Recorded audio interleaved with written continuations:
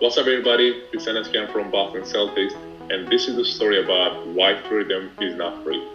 According to its state-run media, Turkey has just issued an arrest warrant for an NBA player claiming he is a terrorist. Kanter says Turkey canceled his passport in retaliation for his political views. Tell us about how that situation happened in the first place.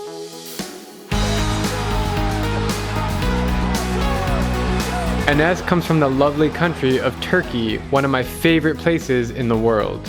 He grew up in a normal childhood, but once he realized he was taller than all of his friends, he thought about playing basketball. I started playing basketball actually pretty late. I was 14 years old when I first started playing basketball. Damn. Since then, it was my dream to become an NBA player.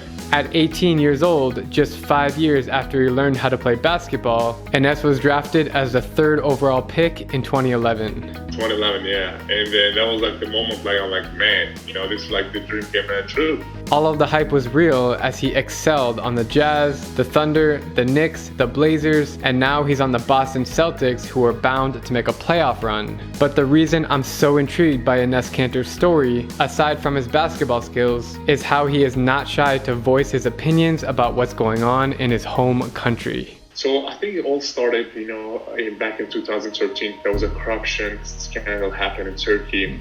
The President Erdogan, his family, and some of the congressmen that are really close to the President Erdogan was involved in it. And, after that it came out, President Erdogan started putting people in jail, like police in jail and journalists in jail. Right. And of course, the whole country was in a big mess. And then after that, President Erdogan, just started to go around and just shutting down schools, dormitories, universities, and whoever talking about this, the corruption. And then I was like, you know what? It doesn't matter who you are. It doesn't matter you're the president of the world. If you are fighting against education, if you are close and going out there, like shutting down schools and dormitories, universities, I'm gonna say something about it. And that was the first time I said something back in 2013.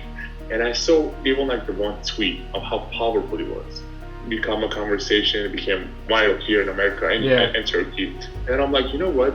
I feel like God put me in this situation for a reason. God put me in this, being an NBA player, give me this platform for a reason. So I'm like, you know what? Just from now on, I'm just gonna talk what is right and not be scared about it. I really respect that, man, and I admire that because sometimes, I have a bunch of followers too, and sometimes I'm scared to speak my mind because of how people are gonna judge you. But you just do it, man, and I really respect you for that. So congratulations. But so in 2013 you started voicing your opinion. Then at what point were you called a terrorist? Which is so stupid, by the way. But at what point were you called a terrorist, and when did they take away your passport? Well, it is funny because when Turkish government calls me terrorist, I actually said something about it. I say only thing I terrorize is the basketball. Everybody was laughing. It was like. Because my teammates know me, the fans, of course, my man. coaches. Yeah. When they say that I'm a terrorist, it's like, we just sit down and laugh at my teammates. Right. But anyway, and then I was talking about the situation that affected me and my family. I remember my dad was a genetic professor. He got fired from his job. My sister went to medical school and her husband for 6 years. Wow. Now they cannot find a job because she had the same last name with me. My little brother was playing basketball in Turkey and he literally got kicked out of every team because of the last name. And then these situations will keep happening. My family had to put a statement out there and said, we are disowning Enes. I remember going to practice that day. It was one of the most awkward, probably day in my life. And the Turkish government didn't believe that. They sent police to my house in Turkey and they raided the whole house. When I heard that, it was crazy. And they took every electronics away. Phones away, computers away, laptops away, because they wanted to see if I am still in contact with my family. And if they would see any text message, any emails, missed call or anything, they would be all in jail. They actually took after the raid, they took my dad in jail for 7 days. Oh my God, dude. But we put so much pressure from here with American media to Turkey. That's crazy. And then back in 2017, they actually revoked my passport. They put my name on international arrest warning. And they put my name again on red notice, Interpol. So that is the biggest reason that I cannot leave the country. Last 2.5 years, only place that I left the country was Canada, but for Christmas game. But we had to, get in touch with Prime Minister Justin Trudeau's office. We had to talk to some of the lawmakers and everything. They said, and they all said we know Enes, he's good to come and play the game and leave everything's fine and good. So essentially, Enes Kanter is trapped in the United States with no passport and no nationality. You know, people ask me, where are you from? I'm like, I don't know. I don't know what to answer. If he tries to leave the country, he will be at extreme risk for Turkish officials to capture him, send him home, and punish him. What does it feel like to be trapped? It's tough, man, because like, don't get me wrong, America gave me so much. I love America. The people here are amazing, man. But like, you still want to go like outside of America. I go like other places to see. I mean, like I see your Instagram posts like you everywhere. You know what I mean? It feels amazing to just travel and stuff. Try different food, different culture, meet with some new people. But of course, it's tough, man, because like we played against Washington Wizards in London a year ago, or like a little over a year ago. I didn't travel. Let's just start with, why aren't you in London right now playing this game? My heart hurts when I talk about this issue because till the London game, I have not missed a single game. My job to play basketball. I'm not a journalist. I'm not a politician. I don't. You know, some of the words that I'm using, I have to sit down and repeat like 5-6 times. So whenever I say it comes out right because it's my second language. Another thing I love about Enes Kanter is his openness to other countries and cultures. As a practicing Muslim, I'm always seeing him post nice things about Judaism on his Instagram feed. Well, I think if you call yourself an activist, you cannot just say, oh yeah, I'm just being an activist for just Turkish people. No, when anything wrong, I have to, just go out there and say it and try to, like I said, use my platform. And I saw the struggle the Jewish people are having in the world, especially in America, and it breaks my heart.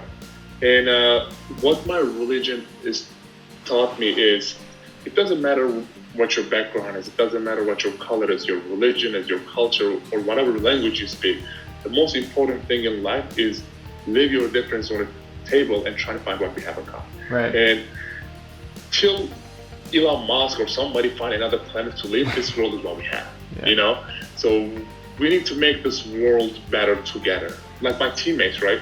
We are from different backgrounds, different colors, different religions, different cultures. But what we do is we leave our difference in the locker room and go out there and talk one language as people. And we actually perform better. How has social media played a role in your life? I feel like social media now is like almost the whole world using it. Every teenager is into it, whatever. I feel like it's a really good platform to share your message.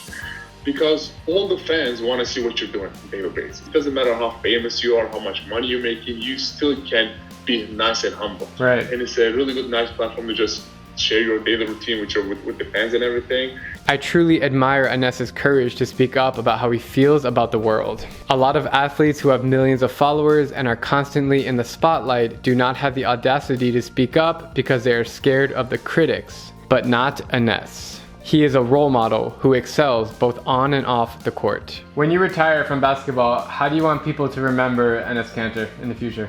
I think I want to be remembered bigger than basketball because like you said, man, you're only going to play this game maybe till 14, 15 years in the league. So many people want to look back and say, oh, how many points they score, how well they played. I want to look back and say, how many people I inspired. How many hearts, how many lives I touched. What is one message that you want to say to the world, to everybody watching this? Man, there's so many good messages out there. Two of my favorite quotes that I always love. First one is live for others. God put us in this world for a reason, to help others and make other people's life better. So I feel like it's like our job to know that, okay, our family is doing good, but at the same time, our neighbors, our friends, everybody's doing good and happy. And the second thing is, man, it is all about confidence. If you're doing a sport, if you're doing anything, if no one believes in you, believe in yourself. There's a really good quote that I heard before. Just always believe in yourself and don't listen to haters. Just go out there and just have fun, man. Life is about smiling and having fun. Wow, that was an incredible chat. I'm so inspired. I got the goosebumps. I just want to say thank you to Enes for your time. Thank you for sharing your story, and I really admire you, man.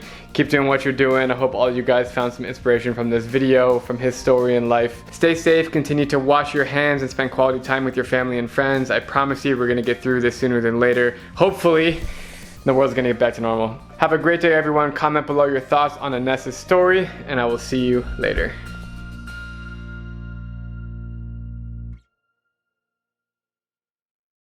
Has it been challenging to fast in Ramadan during the playoffs? Not, I mean, like last year, I was with Portland Trail Blazers. I was fasting, obviously during Ramadan, it was just came to playoff time. A lot of people were asking me, like, are you going to fast? Well, like, not many people knows that I actually try to fast once or twice a week during the season. So when the Ramadan hits, my body's ready. And I've been doing this I've been fasting since like 8, 9 years old. And it was good because like I wanted to challenge myself. And I was like, and the game of basketball is more mental than physical. I'm like, just because I wanted to show the whole world that I can do it, I was like really paying attention to little details. I'm like, you know what, I'm just going to go out there and play the game. And just because it was summertime, obviously I was breaking my fast of like, almost 9 p.m. Damn. And like the toughest part was in the timeouts, right? My teammates were sitting next to me, and like the ball boy was just keep getting us water. I'm like, dude, I don't want no water. I'm good. You didn't even drink water? No, I'm not Dude, even allowed to. Do you think it made you play worse? Actually, better, because like I said again, like I wanted to show the whole world that I can do it. I'm like, you know what? I have to go out there and do it.